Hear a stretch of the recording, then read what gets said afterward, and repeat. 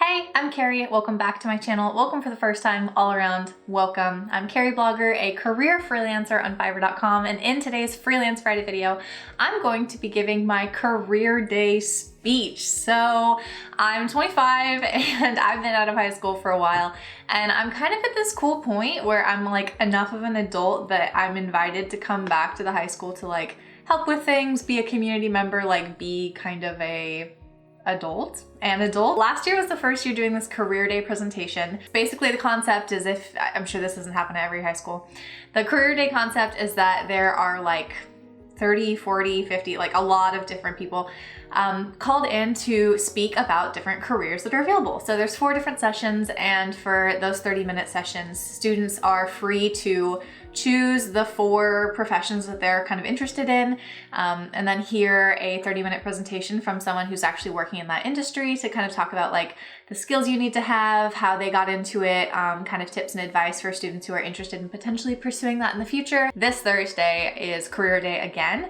And this year's a little bit different. The school is half under renovation right now because they are building a new building. And so half the school got torn down and they don't have enough classrooms for everyone. So this year they've put me on like a panel with other writers, which I'm like, they are authors of novels, which is not what I do at all. So I'm really like not sure what the speech is gonna be. I don't know how it's gonna go. So I just want to give my speech to the world, even if that's not how it ends up happening in real life. And yeah, so hopefully you find this interesting. And here is a look into how I explain my job and kind of freelancing in general to high schoolers. I'm going to be talking about working in the gig economy, and my name is Carrie French. I am a freelance copywriter. I just want to start off kind of by addressing that the fact that work is changing, the way we work, the way that we connect with each other around the world and do business. This is an old poll at this point, but a Gallup poll in 2018 found that approximately 36% of the American working population has some kind of a non-traditional freelance job. And there's a lot of different ways that you can take part in what we call the gig economy, or just non-traditional work. That's things super casual, like being a Postmates driver or a Lyft driver and just doing these TaskRabbit kind of things that are quick little, usually after work, just little ways to engage in the gig economy. You could also have kind of a non-traditional actual business, something like selling on Amazon, where you are investing in inventory to sell. And then there's things like what I do on Fiverr, which is an online digital marketplace for freelancers. And that is where I am not investing in things to sell, but I'm actually selling my own skills without being on staff for one particular company. When I was a kid, I never thought I was going to be a writer. I've always enjoyed writing, but the thought of being a writer kind of translated into very traditional roles, and I wasn't actually interested in any of them. I thought I could maybe work for like a publishing house, which doesn't seem reasonable in my local area. I could work for a magazine or a newspaper, but honestly, that wasn't something I had experience in or really cared to do. I could be a novelist, but again, not something I'm really personally interested in. Or I could be an independent blogger, and that kind of felt like a fleeting opportunity for some reason. And even though I have maintained a blog in the past, I didn't think that that was going to be something I cared enough to build into some kind of a real business. Then I realized when I found Fiverr that there's actually this huge world of writing, and that you can find your niche in these different categories. Everything from proofreading and editing to writing press releases, to coming up with email copy or legal writing. All of these things are very different kind of writing. And when you have those tangible skills, you can sell them in an online marketplace and create your own business with those skills. So here's kind of the evolution of me as Carrieblogger. In 2010, February, Fiverr was invented. So at this point in time, I was a sophomore in high school, and I, at this point, was 8 years into the path to be a music teacher. I was convinced that was all I was ever going to do with my life, and here in the midst of that journey, Fiverr is invented for the very first time. I started college to be a music teacher. I went to Portland State University starting at the end of 2012. That was when I launched that dream. Then about a year later, I was in my sophomore year of college and I read about Fiverr for the first time in a magazine article. It was just a silly little magazine article about like how to make money on the side. And I thought, yeah, that looks kind of interesting. So I created a profile on the platform, called myself Carrieblogger. And then about 6 weeks later, does that math work out? About 6 weeks later, January, I was featured on the home page of the website, which meant that overnight I had about 35 or something new orders. Immediately it just blew up. And so I got my pricing down. I spent all of Christmas break during that time trying to like get all these orders done. And then just a little bit later in April, which is about 6 months after my start-ish, I was handpicked by Fiverr editors to be a top-rated seller. And that is the highest badge of credibility that you can have on the platform, which definitely helped to continue to build my career. So this whole time I was continuing to go to school. Again, I was so convinced that I was going to be a music teacher, and I finished my master's degree in June of 2016. At that point, I tried to do job interviews. I tried to just go full gung-ho into I'm going to be a teacher, like I've been telling myself for years that I'm going to be. I think it was 3 months after I started teaching with a job I didn't want, that wasn't a good fit for me. All around, it was not a good thing. I decided to quit teaching and commit to just going full-time on Fiverr. And that was a really scary decision for me because at this time it had all been part-time. It was just to get toward the goal of being a teacher. And writing honestly felt like a side hustle in the true sense. It wasn't going to be my career. It was just going to be this thing that I did to make money because I could. Just a little bit afterwards, Fiverr launched Fiverr Pro, which is basically a platform within the platform. Instead of anyone can sell anything, a Fiverr Pro actually has to submit portfolios, has to submit proof of expertise in their field, and be handpicked and vetted for this pro platform. And with that, there was a large income increase where I was able to charge more appropriately with the kind of credibility and backing that provided for me. And so that was a nice step up to help me be full-time on Fiverr. A little bit later at the end of that year, I was really cool, interviewed with Forbes and Entrepreneur magazines. Both of those Fiverr supported publicity ops, I guess you'd call them. They connected me with Forbes and Entrepreneur so that they interviewed me about my success on the platform and how I am a freelancer. And in the past year, it has just been continuing with that. It's currently 2020, so this is last year's presentation. Nothing has hugely changed. I've had more kind of small interviews about my work, and other than that, I'm just kind of cruising along and continuing to build what I've built up so far. So 2019, looking back to last year, I just want to kind of give you a glimpse into the statistics of kind of what someone like me achieves and does over the course of the year. So in 365 days, I had 680 orders. So it's about 1 or 2 a day. That's how the math works out. I had 550 different buyers. So as you can tell, most of those people are new one-off clients, but then I do have a part of my business that is repeat customers who are coming back to work with me again. Over the course of those, I sold in more than 100 different countries around the world, so it's truly a global experience. And then over the course of the year, I earned $100,000 for my salary. And I say salary because that is completely determined by the work that I do over the course of the year. There is no guarantee that that's what I'm going to make. It could be higher, it could be lower. It just depends on the projects that I have over the course of the year. But the good news is that every single year I have continued to increase my salary, so that volatility is actually a really good thing in my personal case. All right, so here, just looking back at the platform, this was in 2013, right after I started, maybe early 2014. This is what the platform used to look like. So I have been working on Fiverr for a very long time at this point. And here's what it looks like now. So it is a very more elevated professional thing. The kind of work that I'm doing has changed over the years. The way that I present myself on the platform has changed. And then also just the Fiverr Pro credibility. As you can see, I am pro verified in all of these different categories, which means that I am able to sell in those different categories with a higher level of income and professionalism. yeah, so here's all the gigs that I offer. It's unique because you are fully in charge of yourself. I work on Fiverr, but that doesn't mean that I work for Fiverr. Everything that I decide to sell is up to me. I can create new gigs, which are the services here that are listed. I could take them down, I can change my pricing, I can do whatever the heck I want because it's my own business and I'm in charge of it. So these things are just the things that I'm honestly interested in and that I think that I can do well for my clients, and the reviews are, I guess, supporting that, which is great. So here's a look into my average 9 to 5. I say average because no 2 days are ever alike. And honestly, the more recently, I guess in the past couple months, things have really kicked up a notch in terms of how busy I am, and I might have to do some adjusting to see how I can keep the work-life balance that I want and still keep growing my business at the same time. So in addition to just actually doing the work, there's a lot of self-management and kind of long-term business planning that has to go into a job like mine.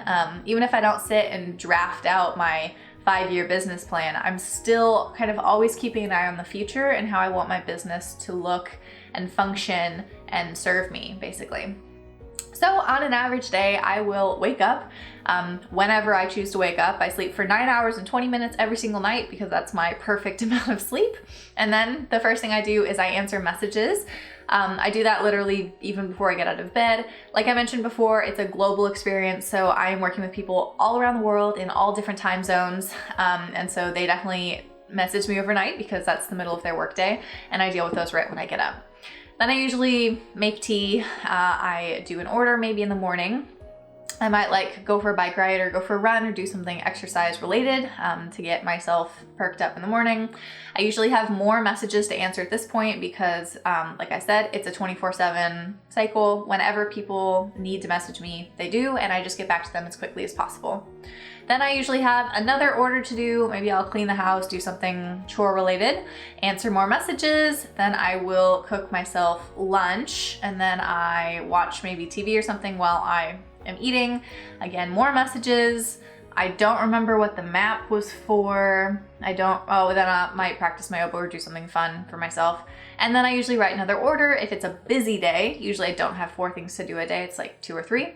And I will finish the day answering more messages. So messages is usually like the thing that permeates all day long. My wrist is always blowing up as my watch is telling me I have notifications, and it's part of the job to have to be kind of on call all the time to help those clients out. So a look into what I do. At the core of it is product descriptions, blogs and articles, and website content. So with those product descriptions, if you shop online at all, you usually read a little blurb of text that tells you what it is and why you need it. And I'm the person who writes those. So whether that's on a platform like Amazon or it's on individual websites, we call them Shopify sites because that's the platform that companies use to launch their websites, but you don't need to know that. I write that. And then I also will write blogs and articles for companies as well as their website content, like the homepage, about page, contact services, whatever like that. And then some sub services that I do that aren't my primary services, but I just find them fascinating and I really enjoy doing them. That's things like branding and slogans for companies, product photography, and then honest product reviews. So a look into who I work with. As a freelance copywriter, you can decide your niche, you can decide who you want to work with, how you want to work. All of those things are completely up to you. In my case, I literally work with every industry. Especially for product descriptions. You could literally think of any random product and I would bet like 90% of, or I'd say 99% of anything you could possibly imagine I've written for. Everything from like, I don't know, I can't even come up with a list because they're so huge. Every industry. I challenge you right now, think of a random thing you've bought online at some point in your life and then comment it down below and I will tell you if I have written for that because I probably have. I primarily work with startups and entrepreneurs, mostly people who are just on the ground floor and like really passionate about getting things going. That has also extended a little bit more recently into mid-sized businesses. I actually wrote for the brand of my rice cooker that I got as a wedding present. They're a regular brand in Target, like they're a big national brand. and they work with me for repeat Amazon listings, which is really cool. So it used to be more startups, entrepreneurs. Now it's turning into more mid-sized businesses as I kind of scale up pricing with more credibility. And I think it's also more that businesses are realizing that they don't need to hire an on-staff writer because they can access people like me to outsource just for those specific projects and find someone who's really an expert in that one thing instead of having to rely on one person on staff to try to do all of these things and maybe not have expertise in all of them. So I'm seeing a little bit of a shift in that. So here's how it works. At the core, someone needs something, so they search. They look on Fiverr and they search and say, I need product descriptions for Amazon. They will find me, they see me and think I look good. And so they send me a message usually because it's a bigger price tag working with me. So people usually want to make sure it's the right fit before they actually pay. And then that starts the order. So I will deliver through Fiverr to them. They will review it. I will review them. We kind of cap off the experience with a review. And then 2 weeks later, or maybe 1 week, some amount of time later, I think it's 2 weeks later, then Fiverr actually releases the funds to me. So unlike working as a legit on your own freelancer where you are accountable for tracking down payments, making sure that people pay, you have more liability on you in case someone paid you and you didn't deliver. In this case, Fiverr's kind of a safety net for me, and they hold on to all of the funds until the entire order is finished and everyone's happy and satisfied. They also do provide a little bit of security support stuff in case of like fraudulent chargebacks. If you're working by yourself, someone pays you and then they go through their bank and get that money returned to them, you would have absolutely nothing you can do in that case. Whereas I have some protection because Fiverr will still make sure that I get paid even if that fraudulent attempt happened to them. Here's what you need if you want to be a freelancer, especially, I mean, regardless of if you want to be a writer, a copywriter, whatever, if you want to freelance, you need to have a sellable skill. There are some things that I'm really good at, like playing the oboe, and that is not a sellable skill. I'm honestly not even interested in trying to offer like online oboe lessons, or I will record your song on the oboe because I know that there's not enough interest in that. So it has to be sellable. In a lot of ways, education and credentials are important to back that up, but I think that in the new kind of business that it is, that's a really good way to start up with like initial believable credibility is you have a degree or you have experience in this. But even more than that, it's really on the job proven training. So showing a portfolio, having reviews that actual clients and testimonials have proven that they've ordered from you and have been happy, those kinds of things enhance and support your skills, I think, even more, yeah, I'm gonna say it, even more than like an accredited degree. You need to be incredibly self-motivated because you are the only person who's telling you what to do. You don't have a boss. Like I mentioned before, Fiverr is not my boss. The maximum amount of interference they have is just an automated system that says, hey, your order's due in 12 hours. You need to deliver it. Otherwise, your buyer can cancel. That's it. Nothing happens unless I actually break a rule on the site and am in breach of something. But other than that, I'm by myself. So I have to be completely self-motivated. You have to have really good time management to make sure that nothing's late. If any order is delivered late for any reason and your buyer cancels, that's an automatic 1-star review. So if you're just getting started and you had, let's say, 10 5-star reviews, your clients are so happy, and on order number 11, you lose track of time, you didn't put in your calendar, you forgot, whatever. Before I got interrupted. So if your 11th order you deliver late, you had 10 5-stars, now you have 1 1-star and your average drops way down. So if someone's searching for you and they see that you now have, what, a 3-star average or whatever, you're done. I'm sorry, that's the way it works. So time management is so important. And then you also really need to be good at following instructions, and not only the instructions that people tell you that they need, but also the instructions that they don't tell you. Like really reading between the lines, understanding the intention of what they're saying, even if it's not explicitly what they're saying. I'm kind of a mind reader at this point. And honestly, if someone tells me that they want this, but then they allude to this, I know that this is actually what they want, even though they don't know that yet because they haven't seen it. And so the best kind of feedback that customers can give to me is that they say like, she delivered more than I could have imagined. I didn't even know I wanted that until she gave it to me. That's the kind of instructional understanding, really getting the brief and project and getting it to understand it really well. So if you're the kid in school who will finish the essay and then the one critique from your teacher is like, great essay, but you didn't actually answer the question, that is a huge problem, because in the commercial space, it doesn't matter if it was written well or if the person liked it. If it doesn't actually meet their needs and they can't use it for their business, then you are completely out of luck. That's not a successful order. And so instructions, time management, self-motivated, and then sellable skills, I think, are the four most important things. There are a lot of perks to being a freelancer. Honestly, I love my job. It's amazing. And there are so many more perks than there are problems. You know most of them, honestly. It's like working from anywhere, the whole like laptop lifestyle. I have a super flexible schedule. If I decide that I want to go do something, I go do it. And I just move my schedule around to fit those different deliveries without anyone even needing to know. It's just up to me. It's really creatively fulfilling because I can decide exactly what I want to sell.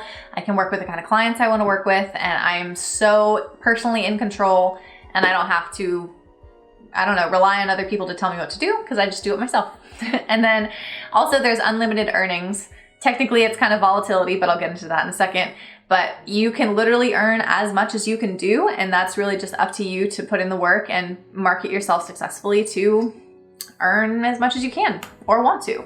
Problems, of course, is that it's really difficult to get started, especially now that it's becoming more common. I don't think that the market is saturated. I don't think that people can't get started, but I do think that it's probably harder than it was when I started 7 years ago.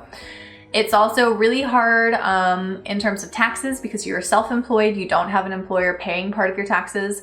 And if you are a high schooler, you don't even have to worry about taxes yet. You probably never heard about taxes really, and they are honestly the worst. They're even more worse when you're a freelancer. So finding someone who can help you with that is really important. When I was in college, I also had a hard time with financial resumes or applications because we were trying to apply for a lease and they required 3 years of tax statements, or that I had employer salary form. And I didn't have either of those things because at the time I didn't have 3 whole years of experience with taxable income. And I also didn't have an employer saying that this is how much I made. And it was really difficult to prove on paper that I was actually earning the money I was. And so it's just, I think that that's going to get better over time now that there are more freelancers and people with non-traditional work in terms of how they validate that in market scenarios, but that was hard. It also doesn't come with health benefits. I think that the insurance marketplace is fantastic. I don't think that I would have a problem paying for my own healthcare if it came to that.